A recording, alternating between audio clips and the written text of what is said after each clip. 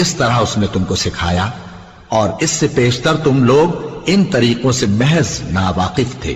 پھر جہاں سے اور لوگ واپس ہوں وہیں سے تم بھی واپس ہو، اور اللہ سے بخشش مانگو، بے شک اللہ بخشنے والا ہے، رحمت کرنے والا ہے۔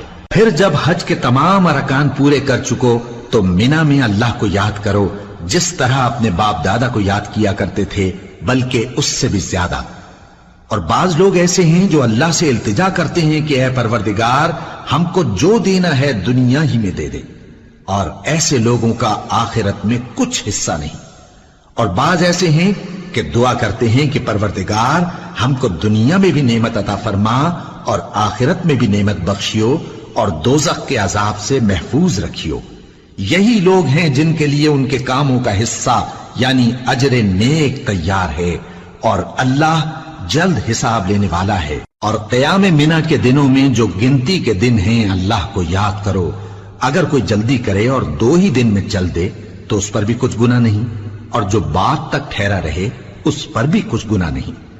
یہ باتیں اس شخص کے لیے ہیں جو اللہ سے ڈرے، اور تم لوگ اللہ سے ڈرتے رہو اور جان رکھو کہ تم سب اس کے پاس جمع کیے جاؤ گے۔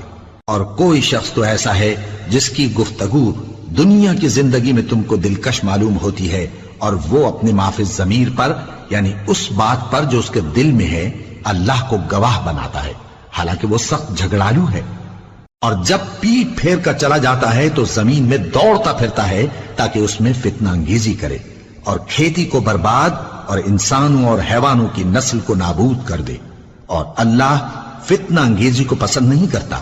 اور جب اس سے کہا جاتا ہے کہ اللہ سے خوف کر تو غرور اس کو گناہ میں پھنسا دیتا ہے، سو اس کو جہنم کافی ہے اور وہ بہت برا ٹھکانہ ہے۔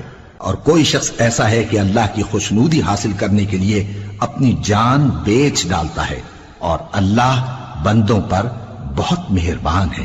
مومنوں، اسلام میں پورے داخل ہو جاؤ اور شیطان کے پیچھے نہ چلو، وہ تو تمہارا کھلا دشمن ہے۔ پھر اگر تم احکام روشن پہنچ جانے کے بعد لڑکھڑا جاؤ تو جان رکھو کہ اللہ غالب ہے، حکمت والا ہے۔ کیا یہ لوگ اسی بات کے منتظر ہیں کہ ان پر اللہ کا عذاب بادل کے سائبانوں میں نازل ہو اور فرشتے بھی اتر آئیں اور کام تمام کر دیا جائے؟